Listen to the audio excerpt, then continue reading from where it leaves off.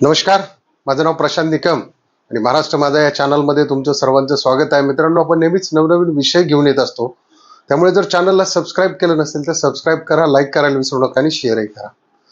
तर मित्रांनो, थंबनेलवर विषय तुमच्या लक्षात आलाच असेल की जो बानाईचा वाडा आहे आणि सिद्धू हाके म्हणजे त्यांच्या मेंढराच्या कळपावरती वारंवार जे हल्ले होत आहेत हे अतिशय म्हणजे एक निषेधासारखी गोष्ट आहे की ज्या बानाई आणि सिद्धू हाकेने एवढं कष्ट करून गेली 7-8 वर्ष सोशल मीडियावरती कष्ट करून आणि आपल्या धनगरी जीवनाचा इतिहास समोर दाखवला. धनगरी जीवन कशा पद्धतीने असतं हे रोज आपण त्यांच्या व्हिडिओच्या माध्यमातून पाहतो. परंतु रस्त्याने जाताना लोक त्यांच्याबरोबर नीटशी वागत नाही. आता भलेही हे तुम्हाला काही पैसे मागत नाही किंवा काही करत नाही.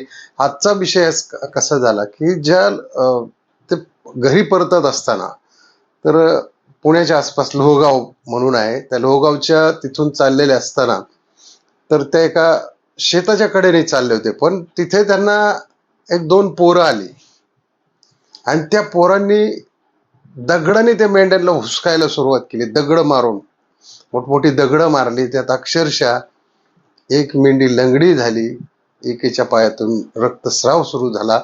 म्हणजे इतका क्रूरपणा हा माणसाच्या अंगी असू नये.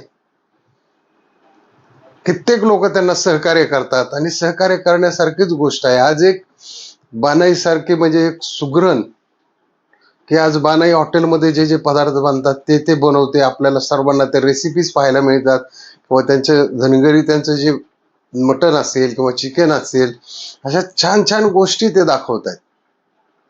आणि ह्याच लोकांना त्रास हा जाणून बुजून दिला जातो.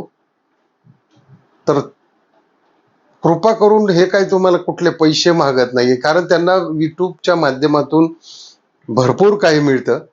त्यांना त्या काही गोष्टी करायची सुद्धा गरज नाहीये. तरी त्यांनी आपला धनगरी जीवनाचा जो इतिहास आहे किंवा जे जीवन आहे किंवा जो जीवन प्रवास आहे तो सर्व महाराष्ट्रासमोर आणलेला आहे. त्याच्यामुळे त्यांना सहकार्य करा. त्या मेंढ्यांना, त्या मुक्या प्राण्यांना दगडाने हाणू नका. हाच जर दगड एखाद्या पुरुषाला मारला असता त्यांनी तर त्या पुरुषाने काय केलं असतं त्याचं पुढच्याच. हे असं या मुक्या चित्रपांना मारू नका. आणि ते काय कुणाच्या रानात येऊन चालत नाही. त्यांना आज कित्येक वर्ष झाली हे या मेंढ्यांच्या माग.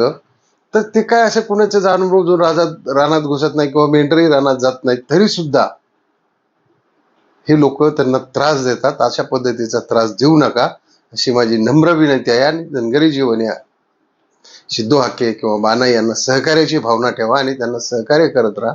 त्यांना त्रास देऊ नका. तर चला मित्रांनो, आजचा व्हिडिओ कसा वाटला नक्की कमेंटमध्ये लिहा. जय हिंद, जय महाराष्ट्र.